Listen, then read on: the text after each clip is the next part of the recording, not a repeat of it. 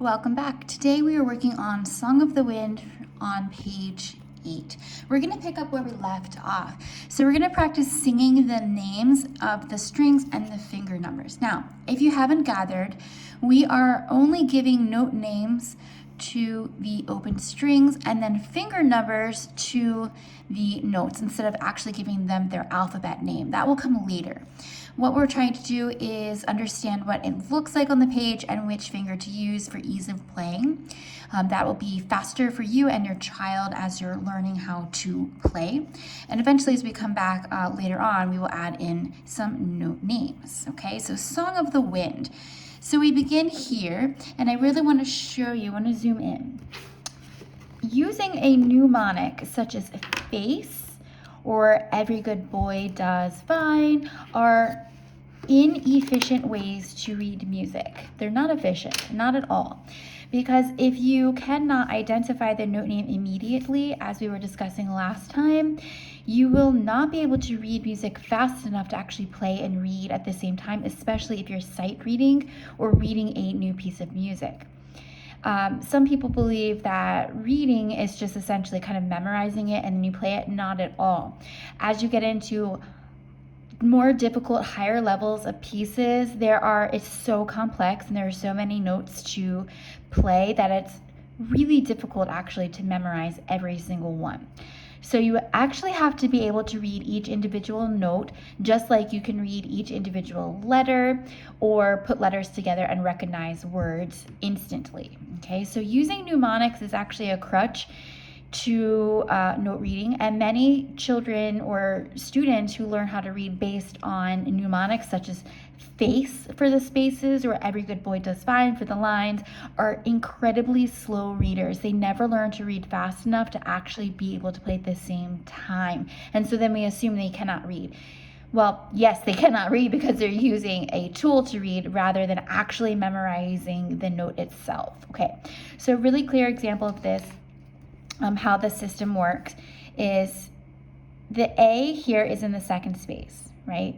So instead of using mnemonics, we need to use the musical alphabet. This is an A, and our staff alternates between lines and spaces. If this is an A and we move up one line, that's the equivalent of moving up one letter in the musical alphabet. A, space. B, line. C sharp, space. D, line. E, space. Okay, so I'm going to go ahead and write those in. A, B, C sharp, D, and E. Or A open, B 1, C sharp is 2 on the A string, D is 3 on the A string, and then E is open. So you see how that works? We're using the musical alphabet and then knowing that the lines and spaces alternate, and going from a space to a line is 1, going from a line to a space is 1, space to line is 1, line to space is 1. Okay, so using mnemonics such as face and every good boy does fine is actually not helpful in the long run. It gets you where you want to be in the beginning, but then we become dependent on it and we are not good readers. Okay, so let's zoom out and work on this one together. We're not using the alphabet letters, but we are using numbers today, and so I just wanted to share with you why we're taking so much time, painstakingly slow time, to learn how to read the numbers and then the letters rather than using gimmicky things like face. Okay.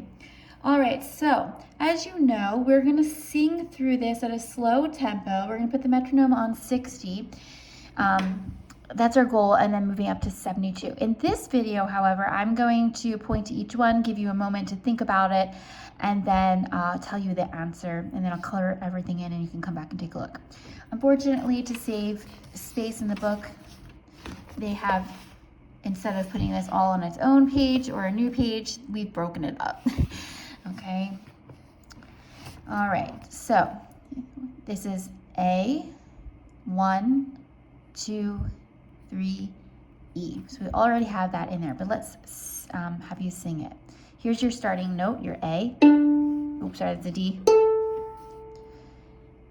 A, 1, 2, 3, E, E, E, E,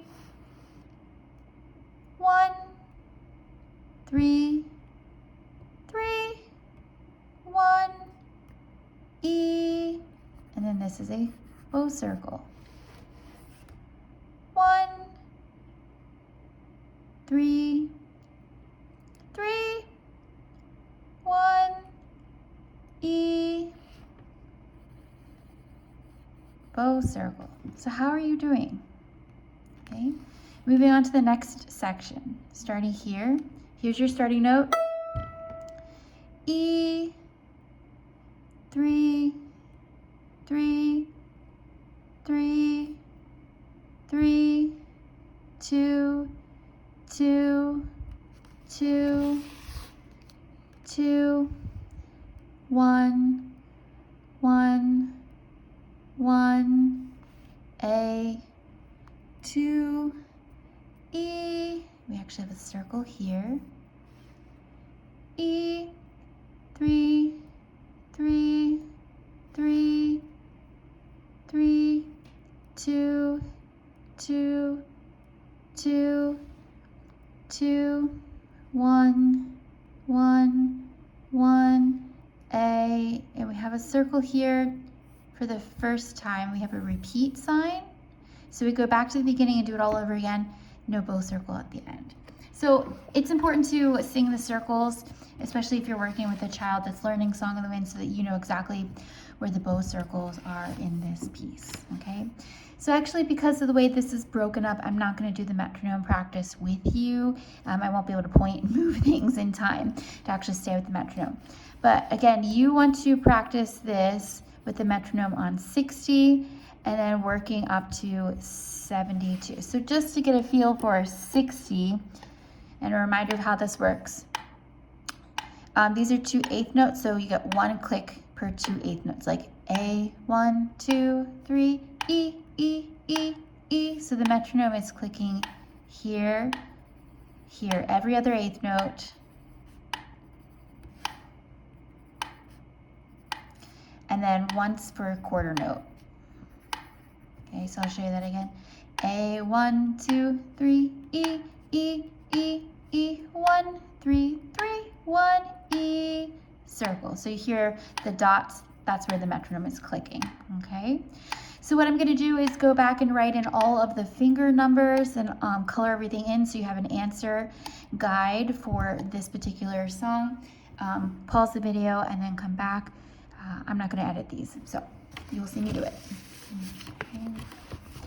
Oh, one other important part is here. These are all in the same space, so we know they're all the same note.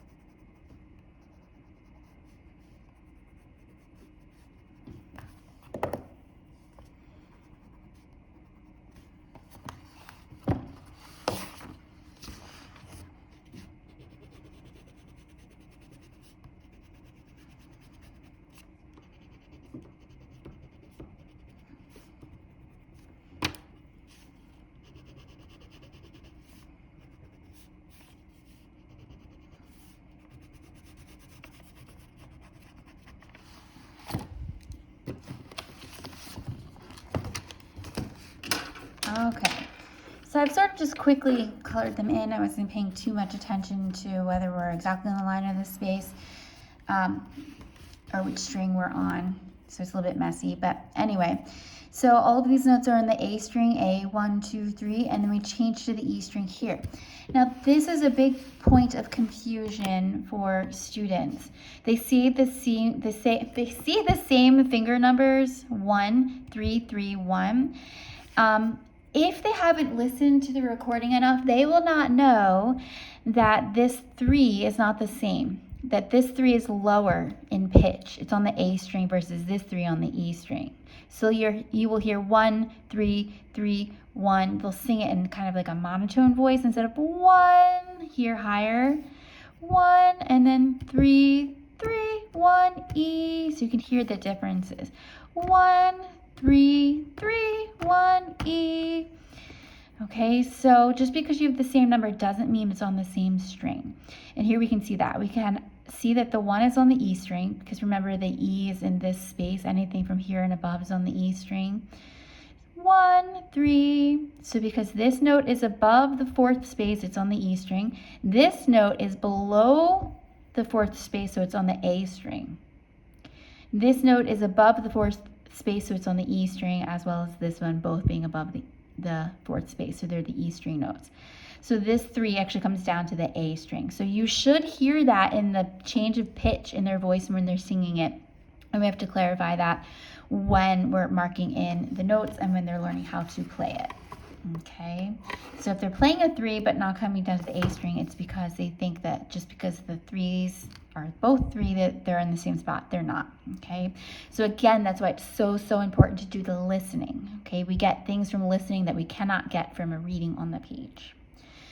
All right, so let me show you the other page. So here is this page. Okay, if you need an answer guide. And then here is the second page. All right, I hope that helps. Thanks for watching.